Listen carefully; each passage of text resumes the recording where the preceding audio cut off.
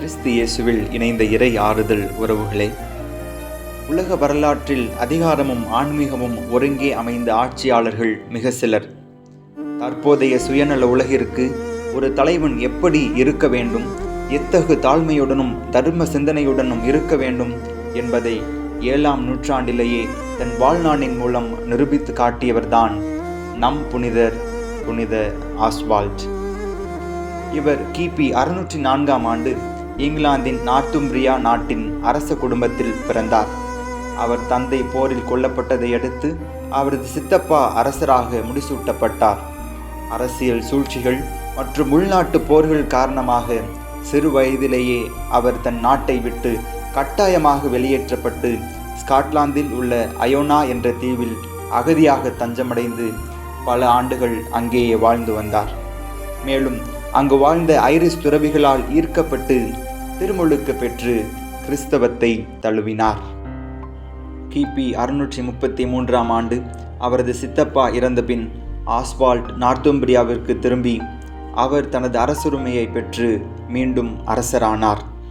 கிபி 634இல் தனது நாட்டை ஆக்கிரமித்திருந்த கொடுங்கோல் மன்னன் காட்வாலனை எதிர்த்து போர் தொடுக்க ஆஸ்வால்ட் களமிறங்கினார். போர்க்களத்தில் தன் படைகளை நிறுத்திய ஆஸ்வால்ட் ஒரு மிகப்பெரிய மர சிலுவையை தன் கைகளாலே செய்து அதை நிலத்தில் நட்டு வைத்தார். தன் படை வீரர்கள் அனைவரையும் அந்த சிலுவையின் முன்னால் முழங்காலிட செய்து, இறைவா, அநீதிக்கு எதிராக போராடும் எங்களுக்கு வெற்றி தாரும் என்று உருகி ஜெபித்தார். மிக குறைந்த எண்ணிக்கையிலான படைகளை கொண்டு அந்த போரில் மிகப்பெரிய வெற்றி பெற்று மக்களையும் நாட்டையும் காப்பாற்றினார். அரசனான பிறகு ஆஸ்வால்ட் சொகுசு வாழ்க்கையை நாடவே இல்லை. மாறாக, நான் அனுபவித்த ஆண்டவரை மக்கள் அனைவரும் அனுபவிக்க வேண்டும், என் வாழ்வின் மாற்றத்திற்கு காரணமான இறைவார்த்தையை மக்கள் அனைவரும் அறிய வேண்டும் என்று விரும்பினார். இதற்காக அயோனா தீவிலிருந்து புனித ஐடன் என்ற புகழ்பெற்ற துறவியை தன் நாட்டிற்கு வரவழைத்தார். அவருக்கு ஒரு மிகப்பெரிய மடத்தை அமைத்து கொடுத்து மக்களை விசுவாசத்தில் கட்டியெழுப்ப தேவையான அனைத்து உதவிகளையும் தளராது செய்தார். புனித ஐடனுக்கு ஆங்கில மொழி சரியாக தெரியாததால் அவர் மக்களிடம் போதிக்கும்போது அரசர் ஆஸ்வால்ட்டை நேரில் சென்று ஒரு சாதாரண மொழிபெயர்ப்பாளராக ஐடனின் பக்கத்தில் நின்று மக்களின் மொழியில் அதை விளக்கி பேசியுள்ளார். இவர் ஏழைகளின் மீது பேரார்வம் கொண்டிருந்தார்.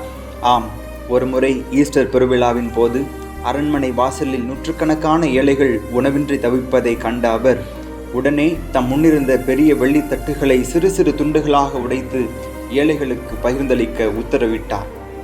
இதை கண்டு நெகிழ்ந்த புனித ஐடன் ஆஸ்வால்ட்டின் கைகளை பற்றி கூறினாராம், இந்த தர்மம் செய்த வலதுகை என்றுமே அழியாமல் இருக்கட்டும் என்று. கிபி 642ஆம் ஆண்டு ஆகஸ்ட் 5ஆம் நாளன்று கிறிஸ்தவ விசுவாசத்தை எதிர்த்த பெண்டா என்ற அரசனுக்கு எதிரான போரில் நம் புனிதர் வீரமரணம் அடைந்தார். எதிரிகள் அவரது உடல் உறுப்புகளை துண்டித்தனர். அவர் இறக்கும் தருவாயிலும், இறைவா, என் மக்களின் ஆன்மாக்களை காப்பாற்றும் என்று பிறருக்காகவே ஜெபித்து உயிர் துறந்தார். புனித ஐடன் கூறியது போலவே அவர் மறைந்த பிறகும் அவரது வழக்கை பல ஆண்டுகள் கடந்தும் அழுகாமல் அப்படியே இருந்தது. அவர் இறந்த இடத்தில் உருவான புனித நீரூற்றும் அந்த மண்ணும் பல நோய்களை குணமாக்கும் அற்புத இடமாக மாறியது. இங்கிலாந்தில் டர்காம் கத்தீட்ரலில் இவரது புனித தலை இன்றும் பாதுகாக்கப்படுகிறது. ஜெர்மனி, ஆஸ்திரியா என பல நாடுகளில் இவருக்கு 200க்கும் மேற்பட்ட தேவாலயங்கள் அர்ப்பணிக்கப்பட்டுள்ளன. நம் புனிதர் இராணுவ வீரர்கள், ஆட்சியாளர்கள் மற்றும் அரசர்களின் பாதுகாவலராக விளங்குகிறார்.